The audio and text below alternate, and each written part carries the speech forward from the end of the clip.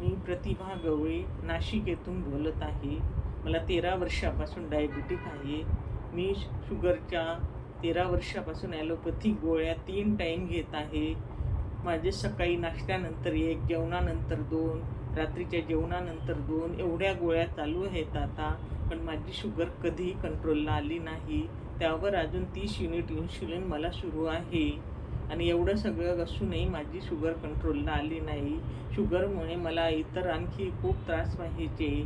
मला वारंवार लघवीला जाणे, तहान लागणे, मेंदूची आकलनशक्ती कमी होणे, कोणी काही बोललेलं मला समजायचं नाही. माझी पायातली ताकद कमी होणे, कोणत्याही गोष्टीत आनंदी उत्साही वाटायचं नाही. पूर्ण माझ्या चेहऱ्यावर प्रचंड थकवा दिसायचा. आणि त्यानंतर मला माझी HbA1ची 10.5 होती. कोलेस्ट्रॉल माझं 270 होतं.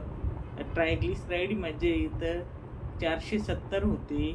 आणि माझं 3 महिन्याचं मी जेव्हा सुरू केले अँटॉक टी आणि डी सुरू केल्यानंतर 2-3 दिवसातच माझे कॉम्प्लिकेशन्स हळूहळू कमी व्हायला लागले. 3 आठवड्यांनी माझी शुगर फास्टिंग शुगर 104 झाली.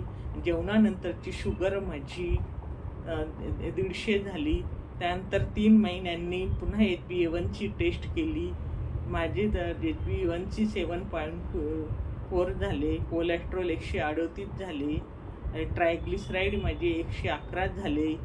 आणि माझे पूर्णपणे त्रास नाहीशी होऊन मला सगळ्या म्हणजे जेवढे म्हणजे बाहेर जाऊन नंतर मी थोडेफार पूर्ण म्हणजे जे खाण्यापिण्याची इच्छा माझी नंतर व्हायची नाही. मला गोड खाणं वगैरे काही नाही. पण मी मे महिन्यामध्ये 1 दिवसाआड आंब्याचा रस खाल्लं तरी माझी शुगर फारशी वाढली नाही. तरी माझे 7.4 HbA1चे आले. आणि अजून मी माझे 3 महिने औषधं घेणार आहे. आणि मला इतका उत्तम रिझल्ट आणि परिणाम मिळाला. मला अँटॉक टी आणि डी यांचे मी शतशः आभार मानते. नसरीन दर्गा यांनी मला उत्तम मार्गदर्शन केले आणि खूप सहकार्य मला केले. माझे पूर्ण उमेद औषध घेण्याची वाढवली. त्याबद्दल मी नसरीन दर्गा आणि माझी कोल्हापूरची मैत्रीण रोहिणी यादव यांचे